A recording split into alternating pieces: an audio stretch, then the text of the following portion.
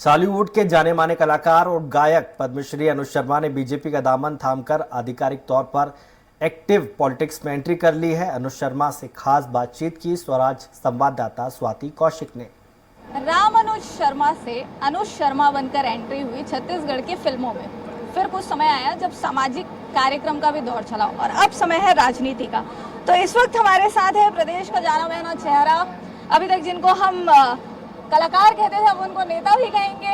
BJP में आपने join कर लिया है, क्या कुछ खास रहा? देखिए, एक लंबा अनुभव रहा मुझे एक्टिंग की दुनिया में कि मैं 23 साल सिनेमा में काम किया और आपकी अपनी एक विचारधारा होती है। और उसके बाद मुझे इस बात का एहसास हुआ कि मुझे अब अपना जीवन, क्योंकि मुझे बहुत प्यार मिला पूरे छत्तीसगढ़ से, बहुत लोगों ने स्नेह और आशीर्वाद दिया, तो मुझे ऐसा लगा कि छत्तीसगढ़, छत्तीसगढ़ी और छत्तीसगढ़िया लोगों के लिए मुझे काम करना चाहिए और इसी के लिए मैं राजनीति में आया। जब आप कहते हैं कि छत्तीसगढ़, छत्तीसगढ़िया और छत्तीसगढ़ी लोगों के लिए काम करना चाहिए, तो कई बार ऐसा देखा गया है कि बीजेपी उतना कोर छत्तीसगढ़िया पार्टी खुद को आज तक नहीं बना पाई है। 15 साल सत्ता में रही जरूर है, लेकिन यहाँ पे छत्तीसगढ़ कोर के नेता जो है उस पार्टी में कम दिखते हैं। देखिए, ऐसा बिल्कुल नहीं है।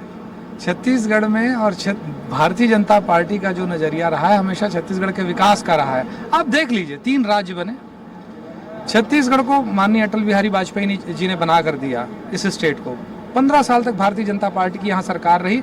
और अगर आप कंपेयर करेंगे जो 3 राज्य एक साथ जिनका निर्माण हुआ, उत्तराखंड, झारखंड और छत्तीसगढ़, अगर आप तीनों राज्यों की स्थिति को देखेंगे तो जो डेवलपमेंट छत्तीसगढ़ का हुआ वो इन दोनों राज्यों का आपको दिखाई नहीं देता है। जो पहचान छत्तीसगढ़ ने बनाई उसका कारण कौन था?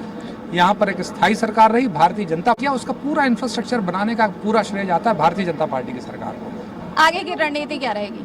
आगे की रणनीति के लिए जैसा पार्टी का निर्देश होगा, मैं यही कह सकता हूँ, अपनी पूरी ताकत, पूरी क्षमता के साथ जैसा पार्टी का निर्देश होगा उसके हिसाब से काम करूंगा। क्या आपके बयान को ऐसे मान के चले कि छत्तीसगढ़ का आने वाला सीएम चेहरा बीजेपी आपको घोषित कर सकती है? जी नहीं, ये कहना मैं बिल्कुल उचित नहीं समझता। मैं कार्य करता हूँ भारतीय जनता पार्टी में, मैंने कार्यकर्ता के नाते ज्वाइन किया और मैं कार्यकर्ता के तौर पर काम करता रहूँगा। तो बिल्कुल प्रदेश के जाने माने कलाकार अब नेता नगरी में शामिल हो चुके हैं और इन्होंने बतौर कार्यकर्ता बीजेपी को ज्वाइन कर लिया है। अब देखने वाली बात यही है कि समय के साथ ये नाम, ये लोकप्रियता बीजेपी के लिए कहां तक कारगर सिद्ध होती है।